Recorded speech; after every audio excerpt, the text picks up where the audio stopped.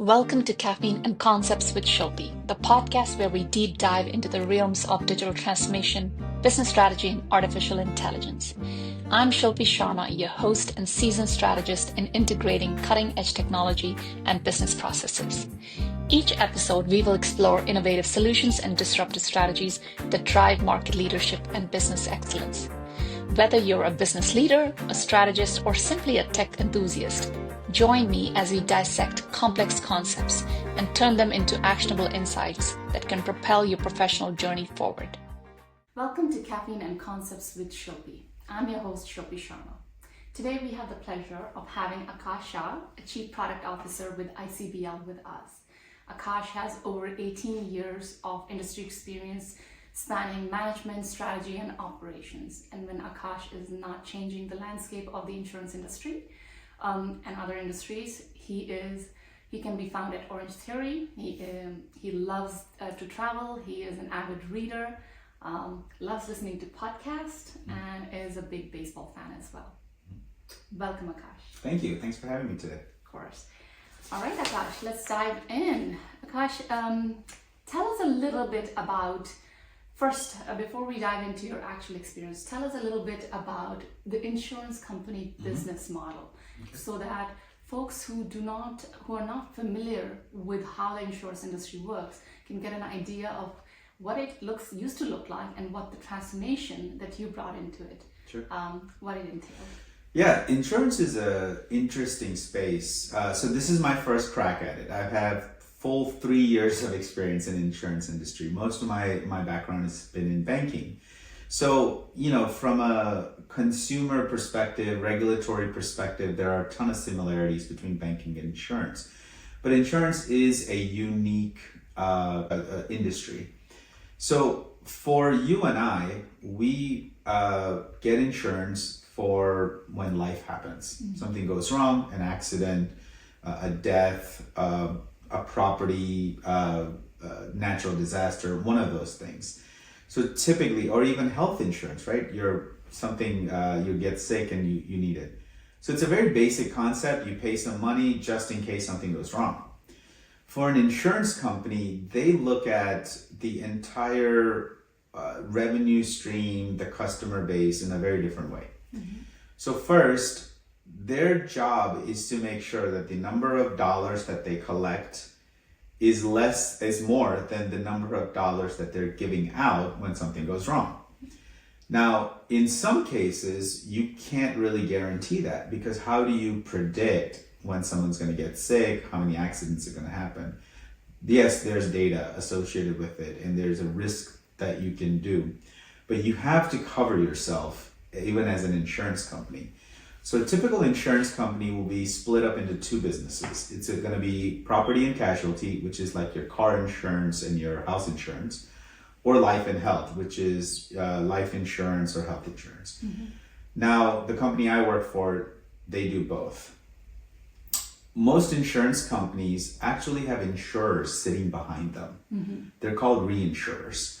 So these are companies that are way larger than the insurance company itself. And they cover the insurance company with large claims or large situations. So here's an example. You take $1 million property. A company like mine will issue a property insurance to that $1 million property to someone. Now, we actually can't afford all $1 million to be paid if something were to go wrong, say the house burned down. But we're still insuring them. And the reason is because we will now split the risk of it with the reinsurance company. So we will take $750,000 of that $1 million property. And that book, we will sell it to a reinsurer who will in return give us commission as if we are salespeople. Okay. So we only now have the risk of the $250,000. But we get all the premiums, we split the premiums evenly with the reinsurer, and essentially the reinsurance companies take on the risk. Now, the reason reinsurance companies want to do this is they're risk managers. Their only job is to figure out how much risk there is and how much they're willing to pay for it, right? Mm-hmm. and they don't want to do sales, customer service, or any of the difficult things. So they have a reason to rely on insurance companies to do all of that. And they just want to do the calculation that says, this is how much risk we're willing to take and how much we pay. So that is actually an income stream and a de-risking situation for an insurance company. And the insurance company's job is to figure out new ways to make money and reduce the number of risky items where you have to pay a lot, right? So this is one way they reduce the risk. Now, another way they do the revenue is when you and I pay premiums into an insurance company, they actually take that money and invest that money so that it grows on its own. Now, why would you do that? Now, in some cases you can, in some cases you can't. I won't get into some of the details. But you take a life insurance policy. Certain life insurance policies have a maturity date. So they take a whole life policy. At some point, it matures. At maturity, you pay the customer the full amount when they're alive. Even though, life insurance is to cover your death, essentially, you're taking premiums over a 30-year time period. And at the end of 30 years, you're paying all those premiums back to the customers. So how do you make money on a policy like that? Well, the way you do it is you invest the funds that you receive over this time period and you invest it into the market. And the market will give you some kind of a return, 7, 8, 10, 15%, whatever that may be. In other cases, there are life insurance policies where you actually have to give return back to the customer a little bit. So maybe you are earning 8 to 10%, but you need to give the customers 1, 2, or 3% in addition to the life insurance policy. So there are multiple ways that an insurance company does de-risking so that they don't pay out as much. And there are multiple ways that they try to find revenues. And investment is another way to do that. It's very similar to how big banks work. Absolutely. Makes sense. Absolutely.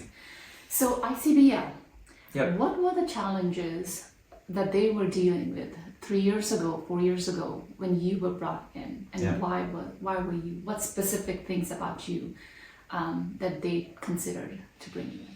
Well, it was a very interesting use case when I was recruited for this role. The company had been losing money for the previous 5 years.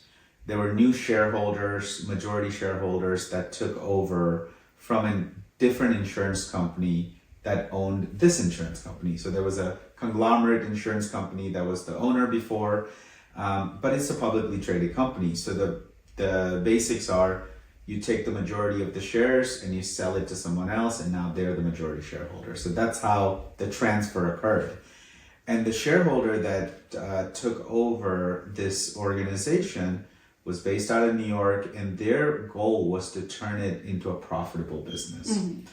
They can't see an investment that is losing money long term as a viable investment. The whole point is to get it to profitability, but doing it in a way that's not just sustainable, but it drives customer experience. There are bad ways to become profitable, right? You can cut cost to a level that's unsustainable, but you can show that year one, we made profits, right? But that would be really detrimental. Or even you could have regulatory challenges if you, let's say, deny claims in a more strict way. So now you're paying customers less. Well, you may actually be teetering towards something illegal. So there are many bad ways to become profitable. And that is not what the company wanted to do. They wanted to remain ethical, and they wanted to drive a very positive long-term success. So they said, we need an expert in customer experience who has done transformation in small to large companies, and they have a product mindset. The idea is that the way we're going to do this is create products that customers love in a highly commoditized business, and that will ensure that the top line sustainably grows year after year after year. And if the person has a product and technology mindset, they can also help us reduce cost that's driven by technology. So that's kind of the profile they were looking for, and I got the opportunity to take on this role as Chief Product Officer for ICBL. Now, why would they want to be profitable besides the obvious, everyone likes to be profitable, is that they also have this concept of being able to expand outside of Barbados. Barbados is a very small country, 250,000 citizens on the island. And if all of your risk as an insurance company is in a single island, it's too risky. So the idea is to diversify, either go to other Caribbean islands or go into the US market with specific niches, because US market is also highly saturated with insurance, but de-risk the entire portfolio. But you can't really do that. Most regulators don't allow you to go into the market unless you're actually profitable. And the reason profitability is really important is because it protects the customers. If a company is profitable and a really major issue occurred where you have to pay nearly everyone all the claims, then you have the cash to do so. And that's ultimately the way regulators look at it as well. So it's not just from a profitability and private equity investment side, but it's also to protect the customers long term. Okay. And I was brought in to help drive that. Drive profitability and completely change the business model that they were, the challenges that they were dealing regarding not being profitable for multiple years. So you got in there, your first 6 months, like what were the first few things that you had to get acclimated to? Because as you mentioned that these 3 years was your first exposure to and deep exposure to insurance firm, right? And so my assumption is that not only did you have to understand the business model of how insurance firms work, but also dive into ICBL as well, right? What were the different functional units? What were the challenges? What were the problems that folks were having? And then what was your specific agenda within that? So what did your first 6 months look like? It was probably one of the most challenging experiences of my career. So let's do a count of all the environmental challenges before I even get to arrive. First, it's an unprofitable business for multiple years, which innately creates stress on every individual in the company, right? From top to bottom, people want to be profitable and they feel more stable and secure when that's the case. Secondly, they just had a new ownership group that took over. So there's anxieties associated with that. Third, the CEO was exiting, which isn't something I mentioned, but when I started, the CEO, their last day was basically a couple of months or 3 months after I arrived. So there's that transition happening there. Fourth, I was going into an environment I've never known. I don't know Barbados. It's not an experience that I've had. I don't know insurance companies. It's not an experience I've had. And I was remote in a company that is 100% in Barbados. They're not used to working with individuals from other countries, maybe as vendors or maybe as like partners, yes, but not as an employee, right? This was a very new thing. So the amount of natural and environmental challenges probably made this one of the hardest things to take off from. I had two things going for me. I had genuine expertise in my field, which is product management, customer experience, and even I've led operations in the past where I've seen things scale. And the second thing going for me is the chairman of the board hired me to drive transformation. So at least there was an authoritative figure that said, this has to be done. So I had those two things going for me. But if you look at transformation, and I've done so in multiple different settings, majority of what you get done is not through authority, it's through influence. So regardless of this authority that I had or even an expertise that I had, it didn't matter to an average person there. They don't know me, nor do they care. They care about their life, their jobs, and how to become profitable. And how do I tap into that was the biggest challenge. So it was a highly challenging environment. So you said something that I want to kind of expand on a little bit, right? So transformation, the way typically that I have led and dealt with transformation, I always take the whole people, process, technology, data, security, approach to it. Of course, underlying all of that is a change management aspect of it, and culture is a huge factor in driving success or driving adoption. So to your two objectives regarding creation of revenue and a better customer experience, right? Can you give me some examples within those different verticals that I just mentioned, that helped you drive some of the transformation agenda from either from a technology perspective, from a culture or a people perspective? You can give me one or two examples, please. Sure. So, as a person who drives transformation or has done that, it's easy for me to fall in love with the tools that I have at my disposal, right? Whether it's doing a SWOT analysis to see if the products are performing properly in the market, or doing the people, process, technology evaluation, looking at status quo and seeing where we want to go, or maybe creating a greenfield idea. There are all these different ways that you can go about it. But to me, the most salient and important thing is we're still dealing with people. Mm-hmm. And all of these tools, while they guide you and they help you, and I have total respect for them and I use them, the main takeaway for me was I had to earn trust. I had to earn credibility. And it almost didn't matter where or how I did that. Mm-hmm. It didn't matter if it was small or a large example. So I'll give you the first thing. I was exposed to the senior leadership team. We sat on the floor, as a C-level in the company.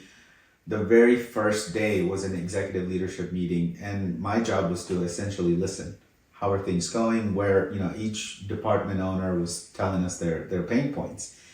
And I was listening for areas where I can help that hasn't been helped in a very long time, or they've struggled, or there's a reason that they haven't done so.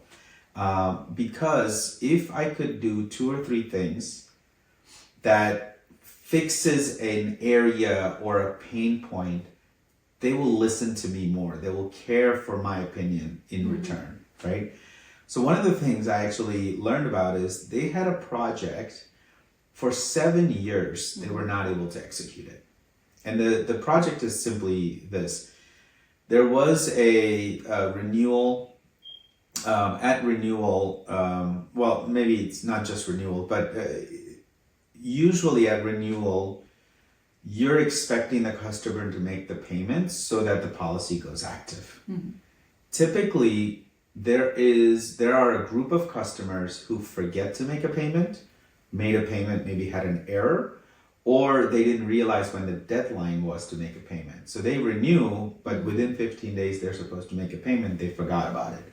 So there's a collection of customers who lapse on their policy because of this. Now, large majority of these customers are good intentioned and absolutely have no issue actually making the payment. They just forgot about it, or something happened in their life that they can't do it.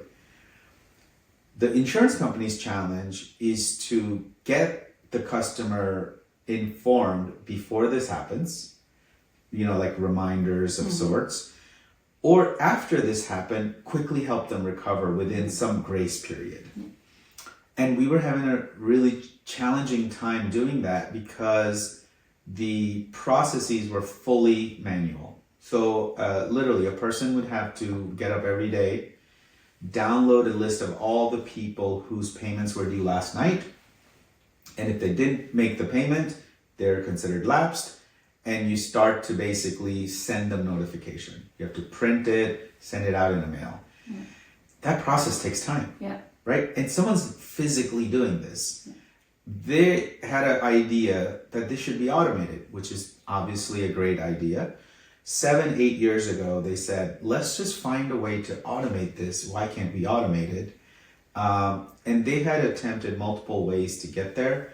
The biggest challenge was the core system, the system that actually houses all the information for customers. They have a module that actually does this. Mm-hmm. That module requires setting up specific environments, specific technological setups, configurations, and you needed to spend time in the technical field to get this done. It was purely an automation project. So I spent time with the individuals who were struggling with this, what their challenges were, why this is an issue, and within 30 days, we were able to launch the new module and fully automate the process. So now, instead of printing out, mailing it, or trying to get a hold of the customer via phone, probably too late, we would proactively send out reminders via either a PDF printout of their policy or an email. There were multiple automated ways that we were alerting customers, and we saw greater than 90% of customers actually make payments on time. They were in that category. 7 years, this was an issue. Why?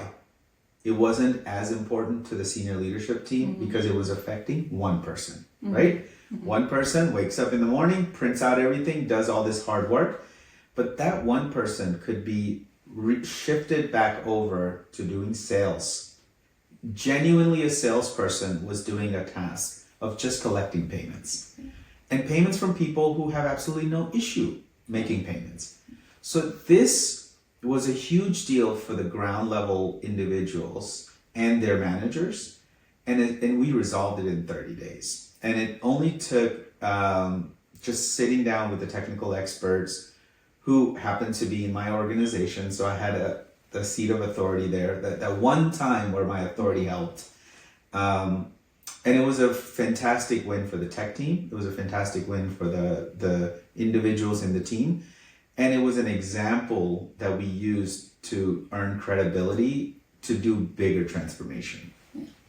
I love that. I love that story. I think buy-in is definitely a huge factor in the success of any transformation. Yep. I think half of the time when you have failed transformations, they're not as up to what you were hoping for. Yeah. A lot of has to do with the fact that folks have not embraced it. Folks have not bought in, and they may be following the objective that the firm has laid out in them, but they're not bought in. So which basically means that at some point in time, it is going to fail in some form or the other. So I love this story. And I like also the fact that, yes, it made a huge difference to that person's life and the buy-in, what it bought from the other folks as well internally, but the customer experience, I think that's an excellent story to have. Yeah, there are probably many customer stories where in the past, now they're not insured and they don't know it,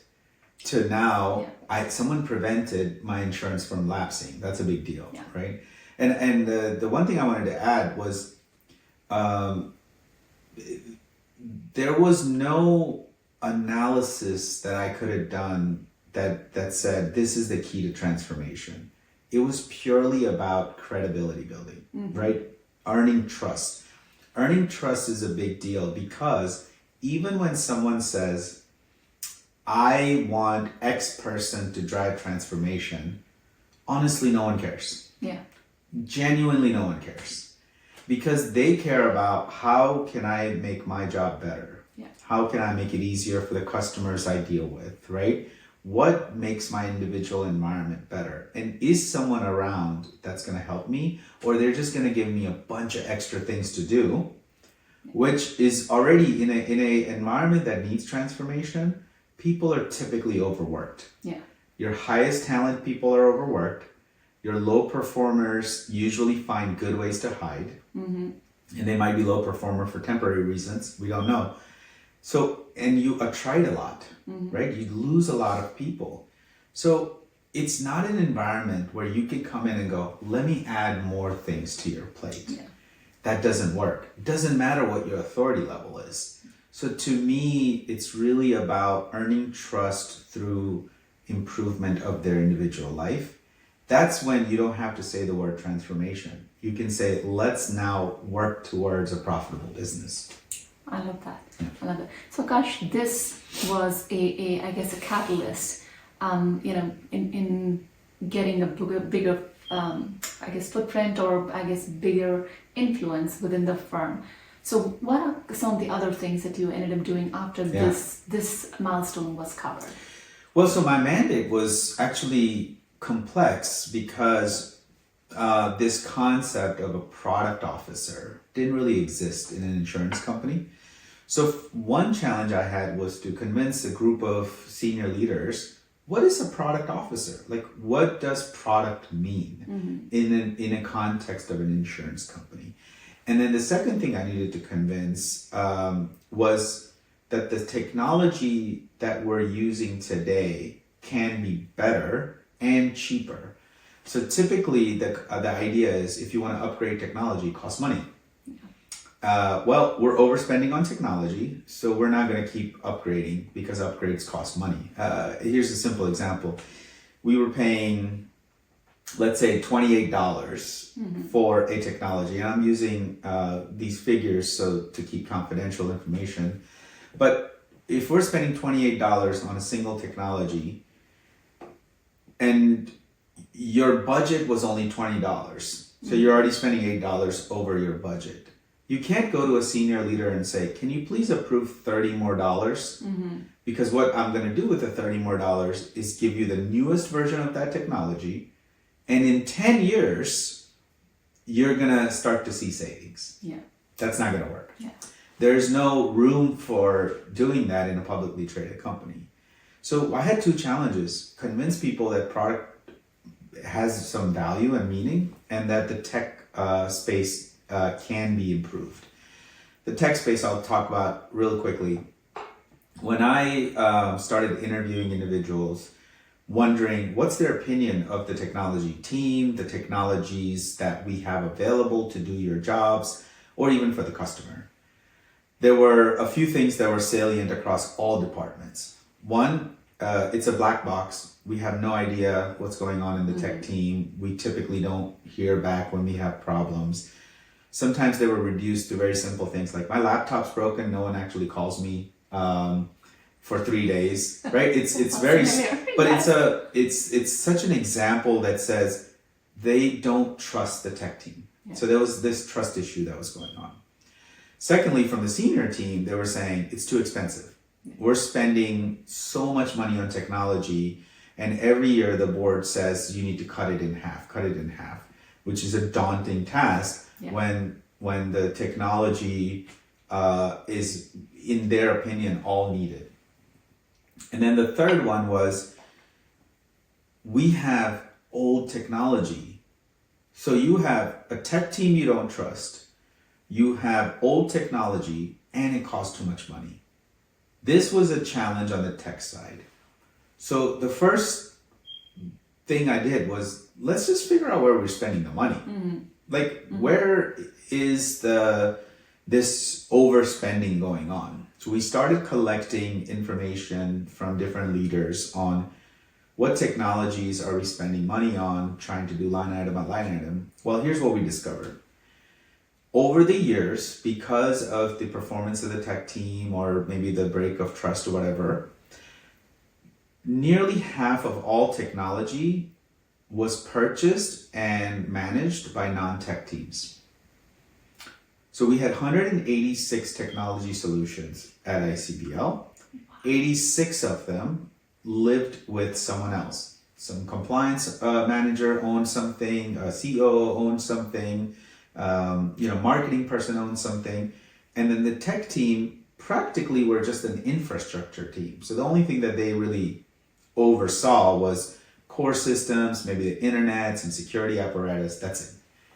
And when you do that, no one person is in charge of anything. No one person can be held accountable to anything. When we collected everything, here's what we learned.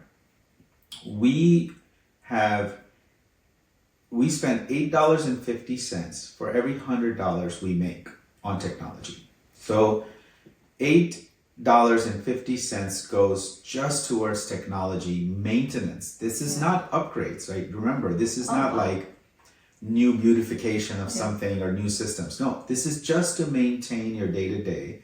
You spend $8.50 on just technology cost. And if you're a tech company, yeah, that makes sense. Maybe you spend $15, $20 for every $100 you make in revenue. But a bank or an insurance company should be around $4 or $5 because there are other major expenses that are way higher than technology. The other issue was because technologies were being purchased by a distributed group of leaders, there were a lot of duplicates. We actually found close to 40 techs that are duplicated technology. And a simplest example I have is we had one person here who purchased Adobe PDF Creator for some staff members. And we had another person who bought Foxit PDF Creator for another group of staff members. We had 20 licenses for this and 20 licenses for this, but total users were 20. Oh my God. Right? So we had one user using Adobe, but there are 19 unused licenses. Yeah. And you had 18 users over here using Foxit, but we're paying for both technologies. So you literally are doubling the cost. Now, this is a simple example. There were many more like this. So we got rid of all of these duplicate technologies, just terminated the cost and moved over those users over to a more universally used technology. Second thing we did was we looked at licenses. So, sometimes someone convinces you of buying 200 licenses because it's cheaper per license, but you don't even have 200 people that will use it, right? So we looked at several different techs where we would have bought 80 licenses, but the entire department was set 12 people. So it made no sense. Well, yeah, per license was much cheaper, but you never needed all of those things. So it's actually better for you to go down to 12 or maybe 15 licenses, whatever. So those things, we were able to get below 100 technologies when from 186, right? And many of the other ones we just renegotiated because the terms just didn't make sense for the company. And the other thing you have to remember in the tech space, every year your cost goes up by about 5 to 10%. And it's because most technology contracts have an automatic CPI, consumer price index related increase associated with it. So if you pay $100 for Adobe Creator today, next year it's going to cost you $105 because the locale where the company is based had a 5% CPI increase, and so it automatically hits you. You have to be essentially prepared for a 5 to 8% increase every year. You can't do that if you want to reduce your cost, right? So we had all of those headwinds that we absorbed and got it down to below 100 technologies. Now, while we did that, because we were saving so much money, we started investing in specific targeted areas where a technology upgrade could go a long way.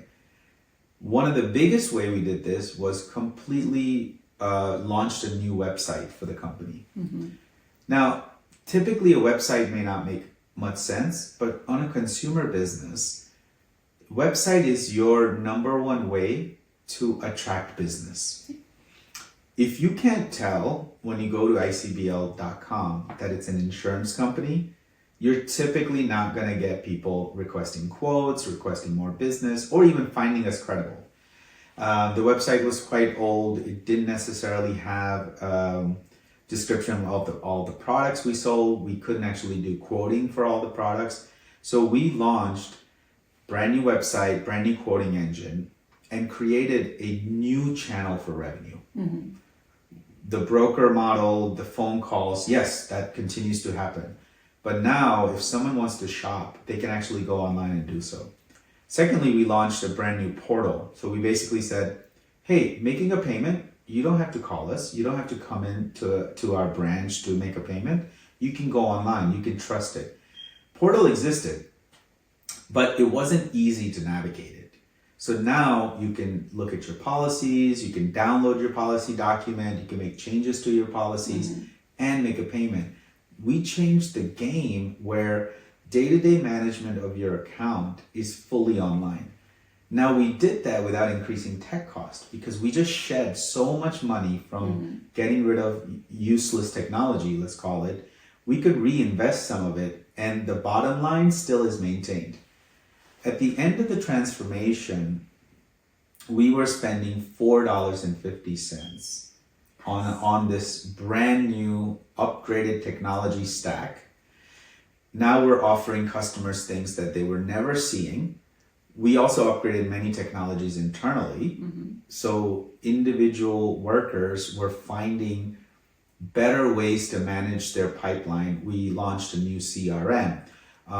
New WhatsApp messaging, a new chat bot, new chat function overall, new phone call function. The entire customer service was overhauled.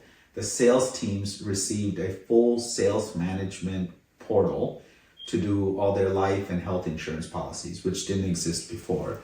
We upgraded the PNC business as well. So those two things combined, we brought the cost down to almost half, actually about 41%, while upgrading everything else and absorbing all the inflationary increases that we get every year. From now and forward, ICBL will not need to spend more than $4.50 for every $100 they make. And in fact, we also grew the top line, which I haven't talked about much. We grew the top line 40% as well. Wow. Now, there were many factors that drove the top line. Some of it was direct effort of the transformation. Some of it was happenstance and luck. And I'll talk about that. But when you go from, say, $100 to $140 as a company, revenue-wise, and when you go from $8.50 to $4.50 on your tech cost-wise, your ratio of your tech to revenue completely transformed. And we did that without losing any headcounts. No one actually was, we reshuffled individuals. We had to upgrade talent in certain areas. So yes, some people were affected, but the overall headcount has stayed flat. The number of jobs weren't eliminated. It was who needed to be in the place to help transform is what changed. And there's so many things that you said in the story that are phenomenal. I absolutely love how, like most companies, and especially, within this, I don't address the financial sector specifically in here, is they view technology as a cost center. Yes. Not as an investment, Sure. right? And I think this transformation also changed that lens from it's not just a cost center, it's an investment. And the fact that you have applied operational agility to help not only upgrade the tech stack, but also reshifted the focus on how not only the internal folks focused on things that bring additional profit, revenue, but the whole customer experience creates loyalty and creates that longevity from a revenue perspective. I love that. So one thing in here, right? So these are fairly big changes, and typically in firms, right? When you're employing such big changes, they are typically very, very successful if you have a formal change management framework applied. Now, is that something that you and your team formally, laid out, or was that part more organic based on the fact that the influence of everybody embracing this was a lot more? Yeah, we formalized a few processes, but we didn't call it change management because actually it's a trigger word for many. What are you trying to change? Well, we're trying to change things that are broken. Well, who defines that, right? I don't want you in charge of change management. That sounds scary to me. So we formalized a few things. We formalized, first, when we went through all the technology duplications and all of that, along the way, we made sure the users were comfortable switching over to their, the preferred technology. And people realized, like, wow, I didn't realize I was overpaying for this. Wow, this is a duplicate. Oh, I didn't realize there are 20 other users. Now I can ask a fellow teammate, how do you do certain thing, right? I thought I was all by myself doing this thing. So you don't realize that there are actually all these advantages. And then I also communicated to them what it's gonna do to the bottom line. Because everyone wants to actually do good work. And if their decision ultimately helps the bottom line, they love that. When I told them, hey, this is gonna save us $1,400 this year. That sounds great. Is that a lot? No, but if we do 10 of these, it's a lot, right? So those types of discussions really went a long way. Everybody does want to be part of the success story. They do. And they are proud that they helped doing that, right? They didn't say, well, let's give Akash credit for doing it. No, and actually I don't need it because as long as you feel it, transformation has to be scalable.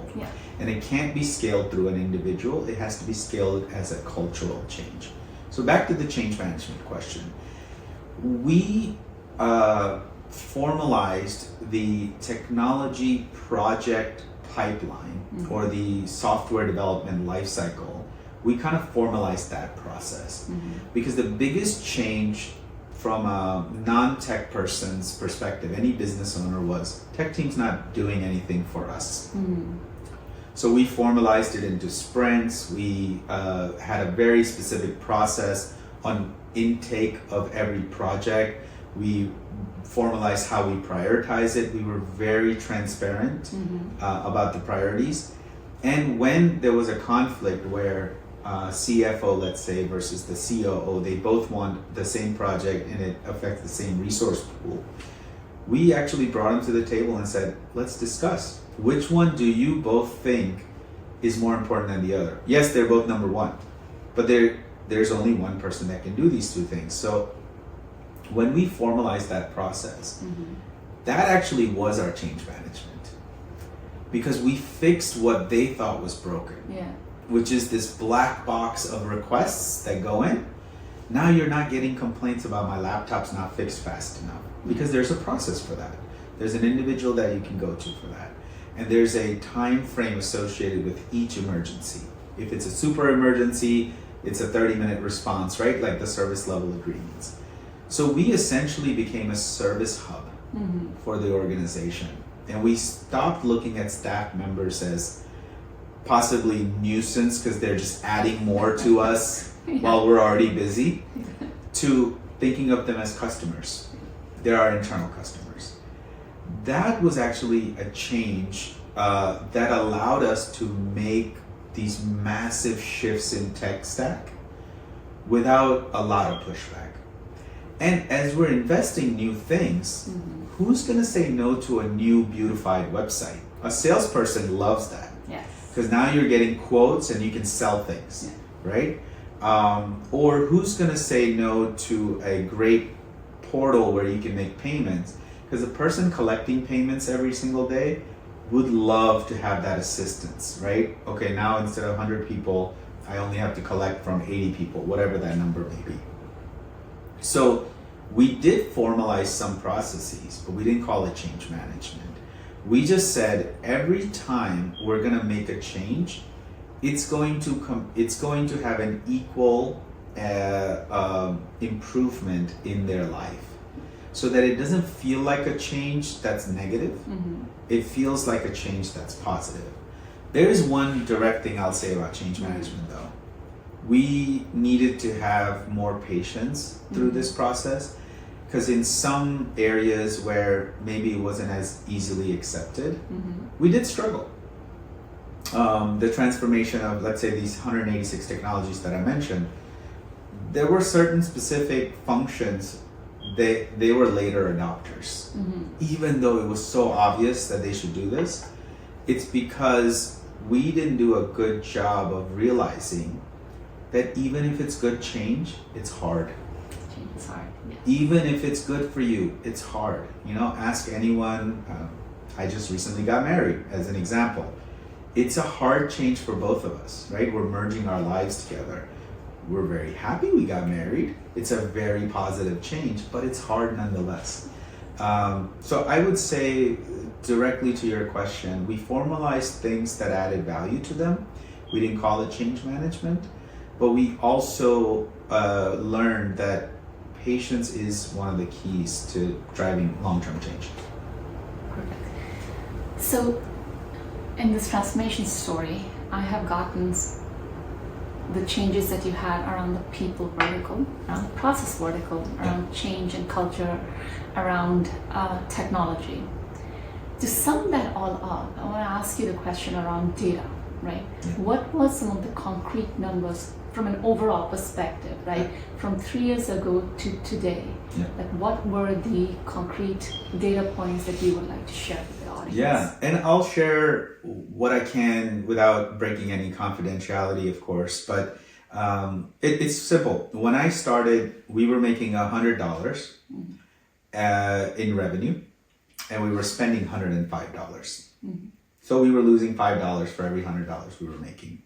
At the end of the 3 years, so we're actually sitting today at 3-year mark, we make $4 every on the 100. So we spend $96 now for every $100 that we make. That happened because we pulled the revenue up and pushed the cost down, and improved customer experience and improved the staff's morale, right? Because now they live in a profitable company that gives out bonuses at a more generous level, has more promotional capabilities like people moving up, etc.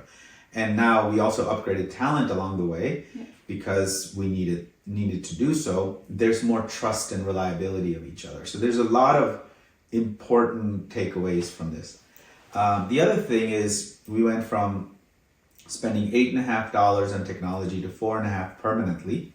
I think even if it goes up in value, there's now a technique that we've installed where for every 5% one cost goes up, we know how to take 5% down somewhere else. And we never lost any individual talent that we didn't need to lose, but we also retained a lot of the overworked high talent that was thinking of leaving a lot, right? So that was another benefit. Now on the top line side, we went from making $100 to $140 as a company. So cost comes down, this goes up, and now you are a profitable business. When you do that, the regulatory authorities in Barbados and even outside where we want to do maybe expansions, they have started looking at us as a serious player. Nice. Because we want to expand, and we have shown sustained profitability, which ultimately protects the customers. And obviously cash flow has improved because of it, because you're not spending money on silly things.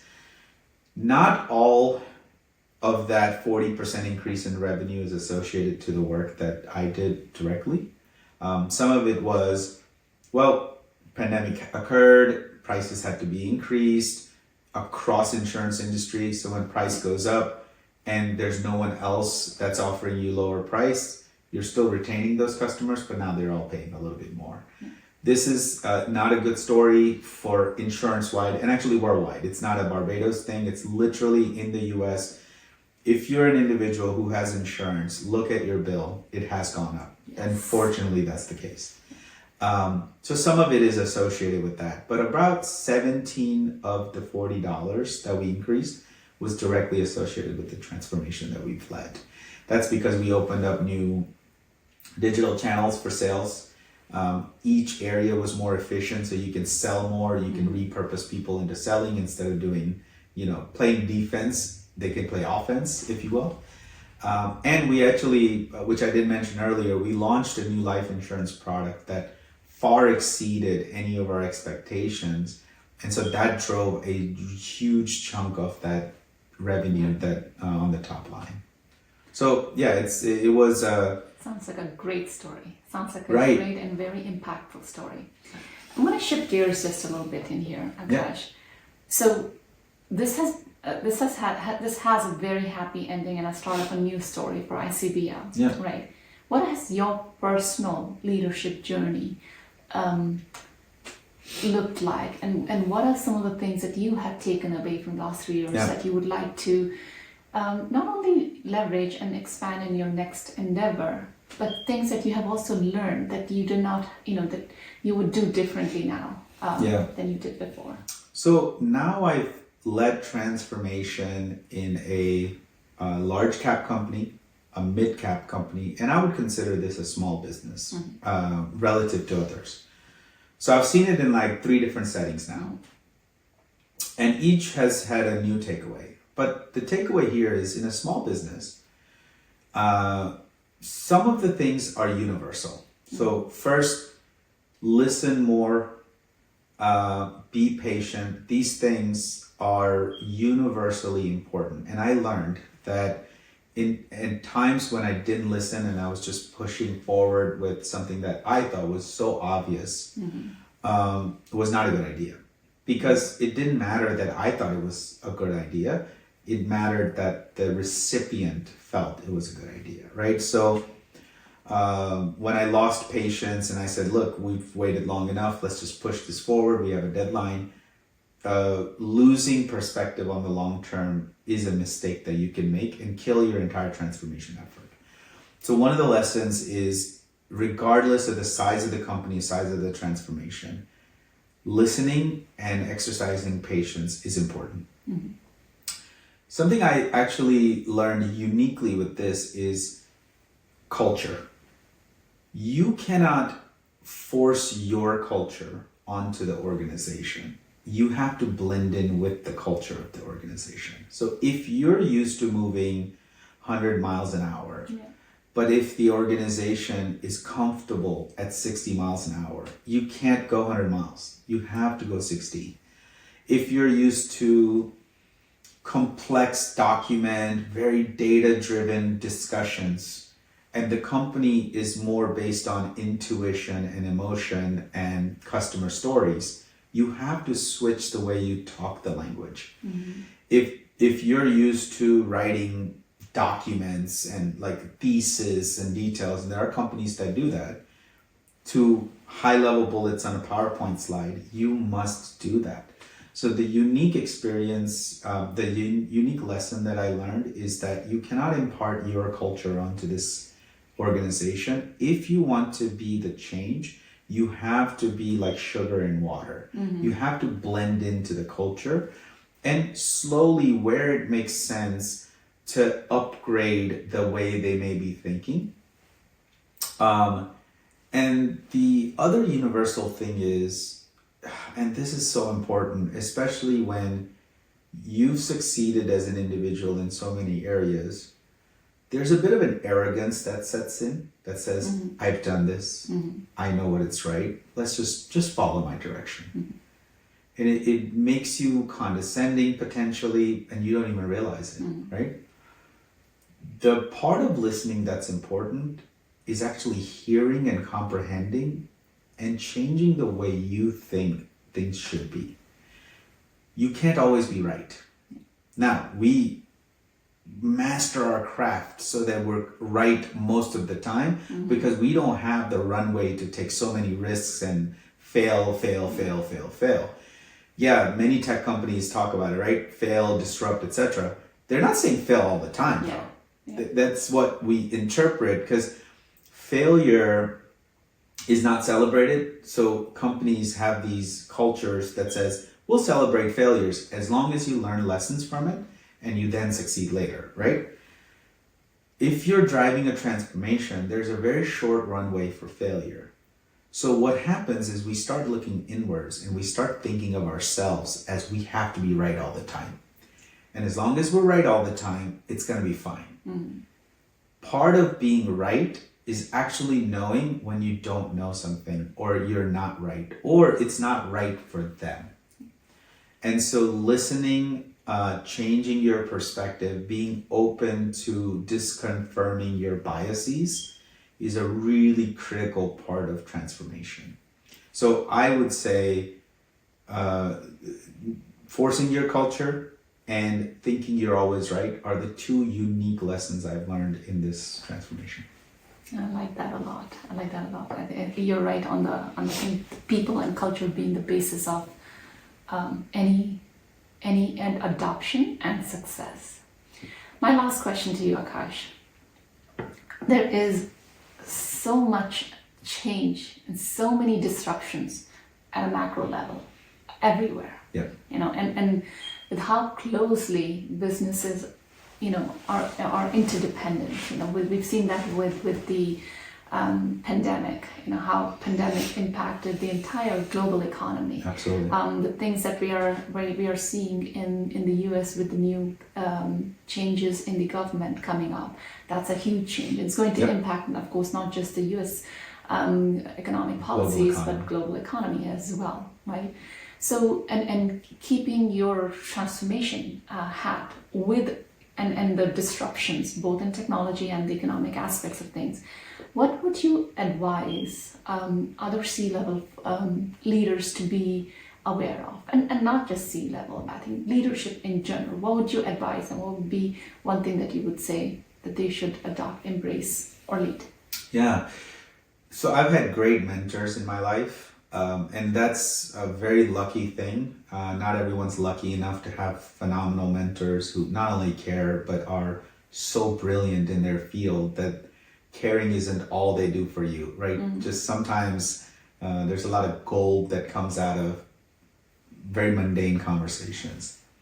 And one of the things that I learned through mentors and even my own experience is that the only sustainable way to grow in any condition is creating an experience for the customer that they want to come back to. They find value in paying for. So as a product manager, someone whose job is to create products that customers need and love isn't enough anymore.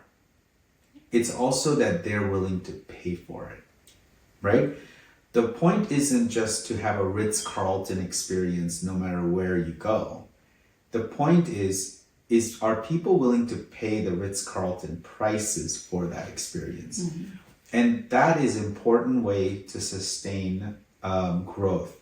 So if you look at whether it's generative AI and what it's becoming and how the use cases are developing, it needs to solve societal problems, things that people need. And that's the way Gen AI has genuinely exploded in the market, mainly because it's ubiquitous to industry. They don't care what industry it is.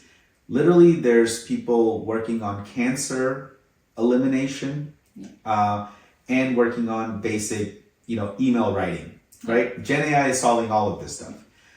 Why has it exploded worldwide? It is because it is meeting a customer need. So advice I would have to any senior leader is that the longer you stay in a job or the bigger the company gets, they become very inward looking. My processes, my domain, my budget, my P&L, my profitability. It becomes very inward looking, and it's all about protecting your people, yourself. And when you do that, you fail. And many companies have, right? They've had to reinvent. I mean, look at the use case of GE or Delta. At some point, they were literally the bastion of their space, and they faced either bankruptcy or declining market, or General Motors, right? Like they saw that big cars was the wave of the future, and they stopped asking customers for about a decade what the future is. And so they never upgraded their views. And so customers are unforgiving. And the only companies that have $1 trillion plus market cap is customer obsessed. Microsoft, Apple, Amazon. They are built on customer obsession. And they will spend a disproportionate amount of money innovating for customers, because that is the only way to sustain long term. So I would advise anyone who was brought in to do something, pause and make sure that your work isn't just inward looking, isn't just about making sure the spreadsheets are clean or the automation makes sense or the workflow makes sense. Yes, all of those things are good, but are you adding value to customers? And are they willing to pay for it? Those are two distinct things, right? Sometimes people love free stuff. You can continue adding value for free, but are they willing to pay for it? That's the genuine question that you have to ask. And when you do that, you'll have long-term success, at least in my opinion. No, I love that. I absolutely love the customer obsession. I'm a huge believer in all businesses should be focused on the customer needs, because you're right. I mean that, and I think with Gen AI and pretty much most technologies and with the amount of data that we have, that has become even more apparent, and how we can leverage that data to understand what our customer wants. Yep. and sell. There's a reason Netflix exists and Blockbuster doesn't anymore. Yes. Right? Oh, Because they've kept evolving. Yes. And even Netflix now, they're now doing live events because they're realizing, oh, I think we're not offering something that someone else offers. So I'm not saying all these companies get it right, but these are great examples to learn from. Yeah. And find ways to replicate in your own use cases. I'll say this one thing because this is really important. I was at Amazon for multiple years, and they believed that Amazon Prime, was literally the key to all of their success. It didn't matter what they innovated, what they didn't.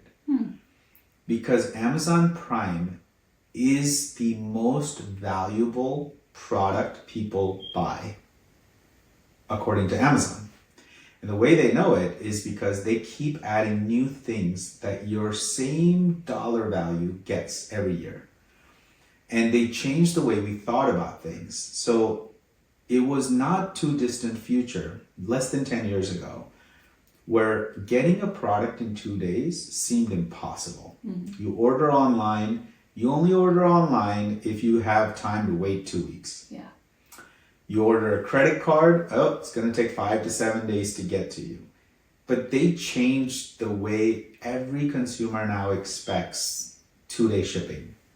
And they're doing it for $140 a year. And right? that's just the front aspect of the story. The returns is another brilliant close of that Right. entire life cycle. And of they didn't experience. say, we're going to make returns easy, but now it's going to cost you $150 a year.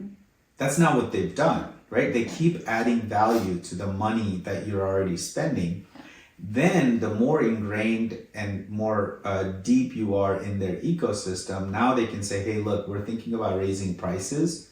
And people don't leave because they're like, yeah, I really kind of like Amazon Prime Video, and I like 2-day shipping, and I like emergency purchases on Christmas, etc., etc.